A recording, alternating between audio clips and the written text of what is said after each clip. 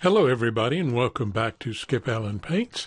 These are a series of videos about the HOS 2013 Florals, and this is video 3. Okay, so we left off with the sketch, and I'm going to lock that layer now. And then I'm going to come back to the canvas layer, and I'm going to switch to a brush called Old Brush Pale Edge. Now, the reason I came back to the canvas layer is because I want to stay under my sketch layer with my watercolor layers.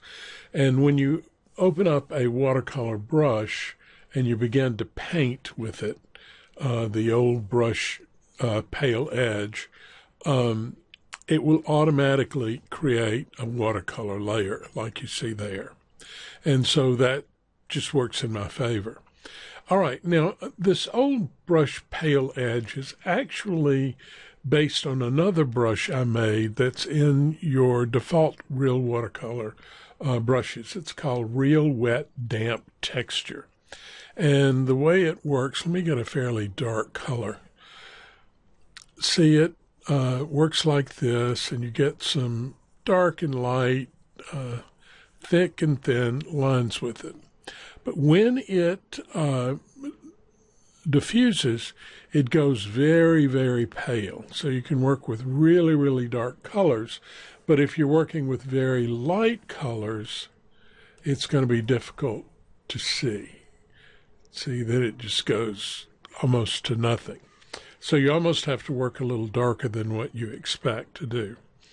With Old Brush Pale Edge, it's similar in that it goes pale also, but not nearly as pale as the one that's in the default.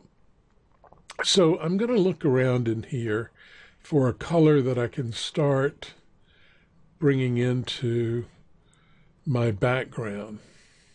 And I kind of like these colors over here. So I think I'm going to pick this purpley color, which is really sort of a red color. I'm going to come up here and click on Pause Diffusion. That's this little button here. It's active when it's blue. It's not active when it's black.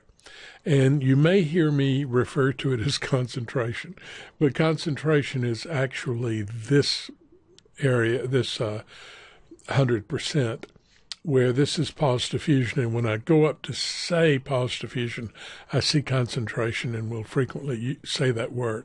So if I say concentration, you'll know that I didn't mean it. Okay, so I'm going to come in here with pause concentration on, and I'm going to easily put this brush down, or this color down, and I'm going to go around the outside of my object.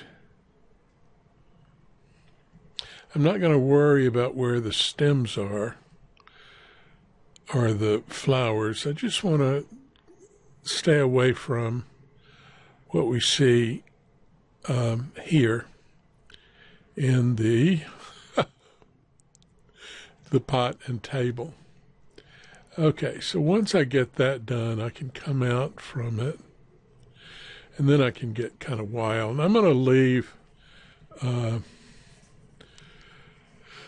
some of the area here in the center part free, you know, where the leaves would be.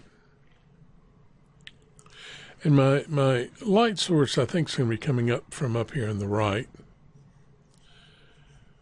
Okay, now I'm going to, this brush, if you add more color to it, it will absorb that color and look pretty interesting. So I'm going to take some of this sort of fleshy peach color and put that in. Wow.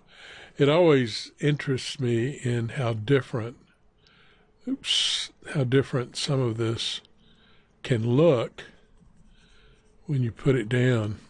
But remember, this is going to be real pale, so it's not going to really be seen a lot. Let's look around and see if we can get something a little brighter in there. We could try putting in some of this touch of this yellow. There we go. Look at that.